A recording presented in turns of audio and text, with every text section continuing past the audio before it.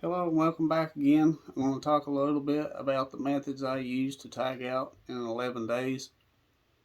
Uh, for me, it's just really simple calls. It wasn't nothing spectacular, fancy. Uh, First, I have to give it to Matt Dale with Dale Outdoors.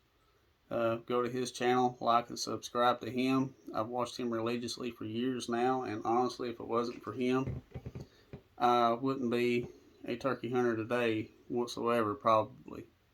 I love to hunt ever since I was a kid, but turkey hunting, I never had nobody to go with or a mentor, and I failed miserably.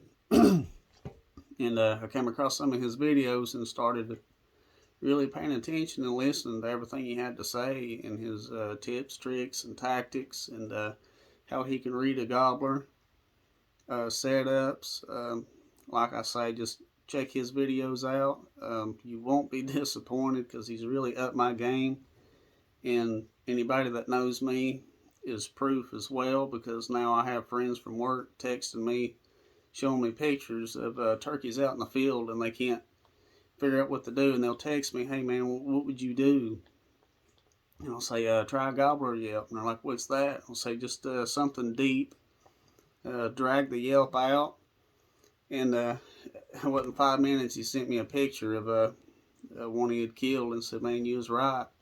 He said that just as soon as I yelped 2 times, like you said, deep and drug out, he said they came running right to me. And I had another friend that texted almost the same situation, and I said, "Have you tried, just kind of purring like you're excited?" And he texted me, and he killed one. It's just little bitty things you can do. It's just trying to learn and understand them and figure them out. Me, I guess you could say I'm a mouth call connoisseur. I've got probably 2 dozen. I just space them out, and I'll eventually find one that they like. Um, I really, this is the first year I got into using friction calls, and this is a Woodhaven's mahogany crystal. But in the mornings, before they come off the roost, I'll kind of wait and listen for a gobble first before I have any kind of interaction, because I don't want to start calling too early. It's a little bit more unbelievable. But I'll start out with the Deluxe Striker. I do believe it's a harder wood and it's more of a higher pitch. But I just start out with really light.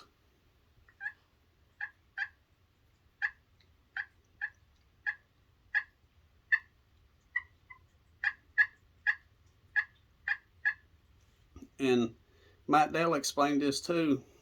You're clucking, you go in sequences in a pause, okay? Like two pause, one pause, maybe a three and a pause. And just don't keep them close together. Like I say, just 1, 2, pause, 1, pause, 2, pause. And I would do that, and by the time I come off a roost, just really, really soft yelps.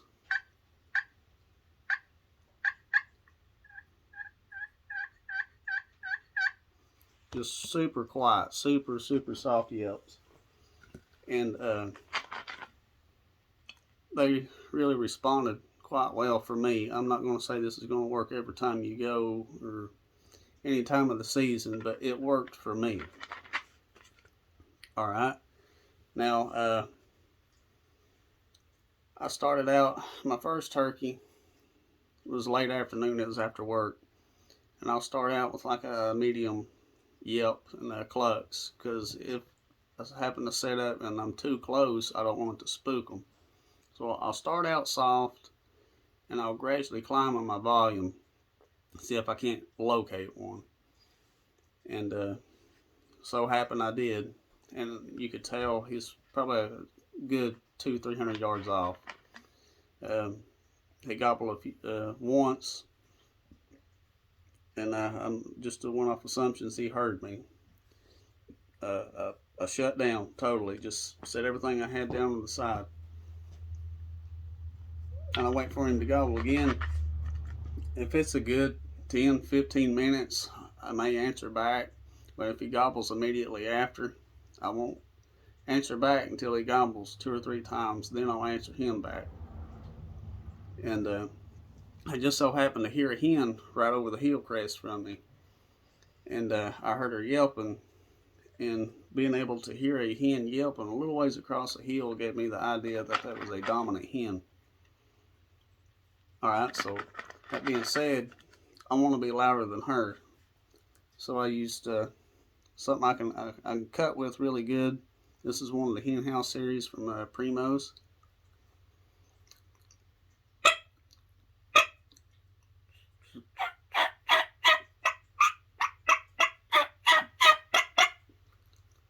And that's what I'd use.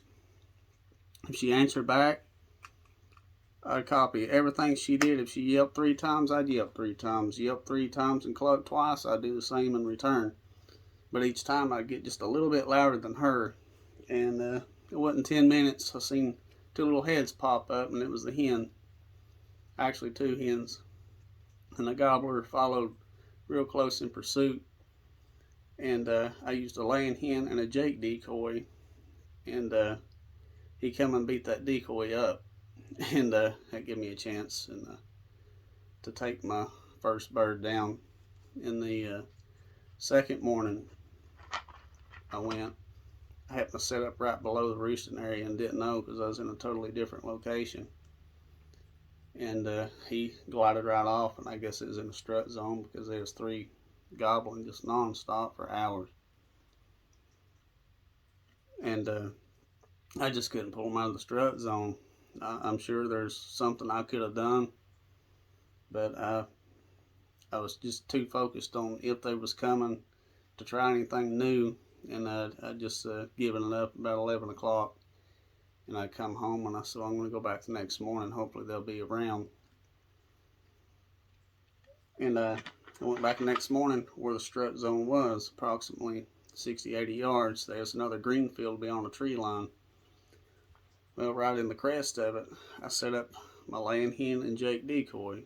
And it wasn't full strut, it was just standing decoy, about 3 feet apart from each other. And I started out with a really soft Deluxe Striker hardwood, just them really soft.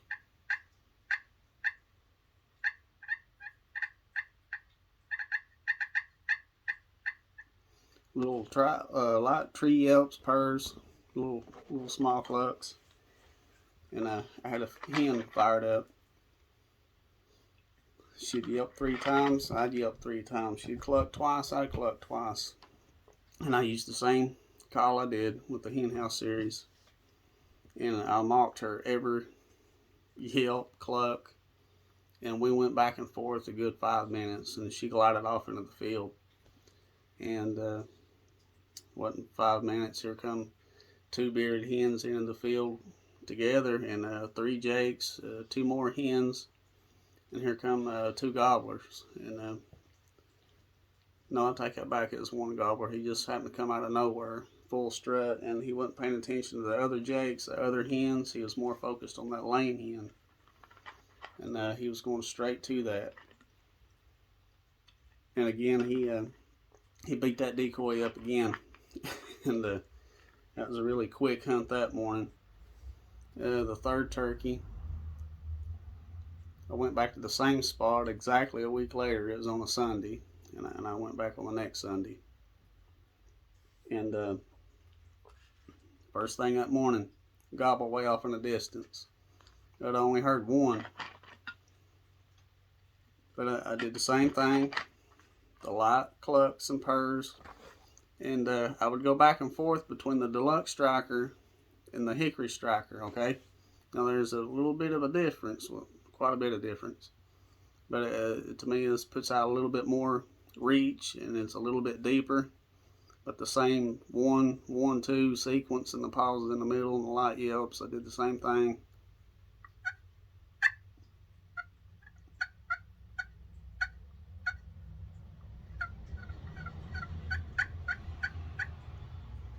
A little bit of feeding there after they come off the roost, maybe.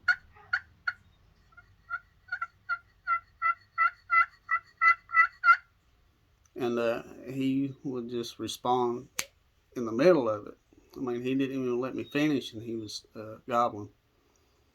And about a half hour later, I had 3 hens come out in the field, and they was working their way to them decoys. And there's a woodpecker or something that made a noise, and it caused a shot gobble. And they just happened to be 3 toms together, and they in sequence, one stagger step, they gobbled.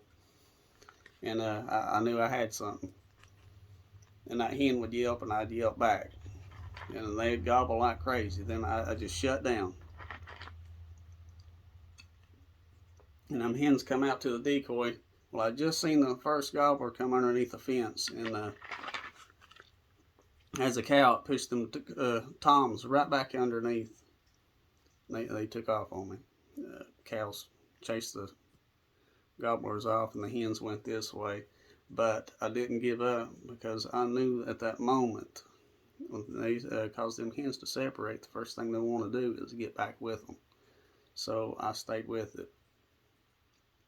And they was gobbling like crazy, but I guess the cows had them spooked. They wouldn't come back across that fence. But I held my gun on my lap, and I used my free hand and the striker, and was calling with my free hand.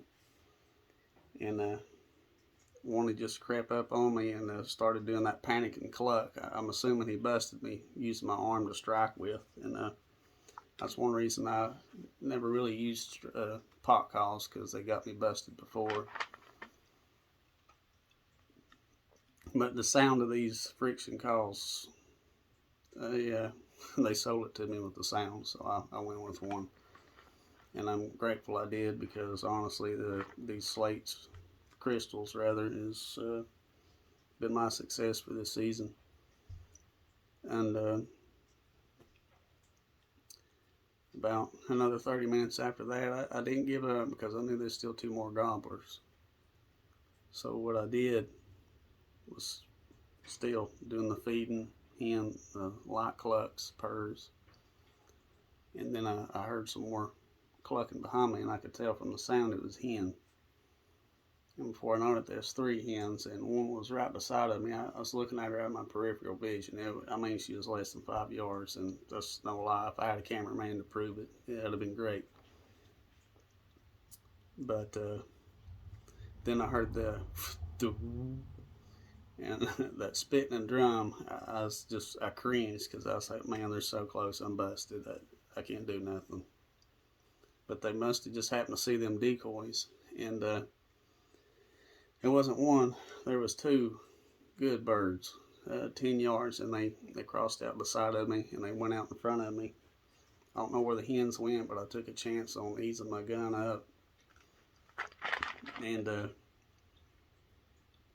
for the 3rd time, they beat that decoy up. And I tagged out with a double beard that morning, and very grateful for that. And the day before, actually on the Saturday before I tagged out, I had a friend wanted me to take him because he can't call, and I took him. First thing, there's 2 gobbling, good 100 yards off. They came in within about a 60-yard range, and they turned and they went back across the road. Then out of nowhere, there's some hard clucking right beside of us, but he wouldn't show his head. I don't know if it's subordinate turkey, or maybe one of us moved just wrong and we got busted. I don't know what happened there. But there's another one gobbling about 60 yards. He just come out of nowhere. And he'd come about 20, push 20, back 20, push 20.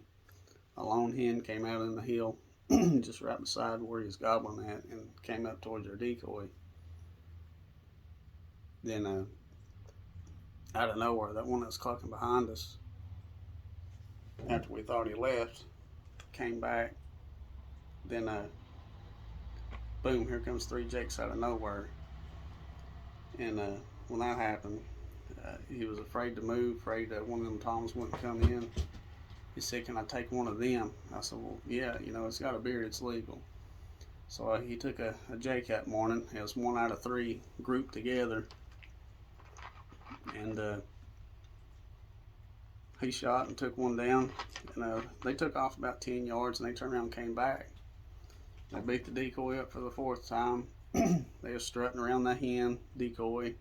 Then they went and they started mounting his dead turkey. And I said, well, before they mangle that thing up, I said, I hate to spook them off. In case you want to come back or somebody else I can take with me and call for. You know, I don't want to spook them and keep pressure on them. I said, well, we're going to have to go get that thing before they beat it to death.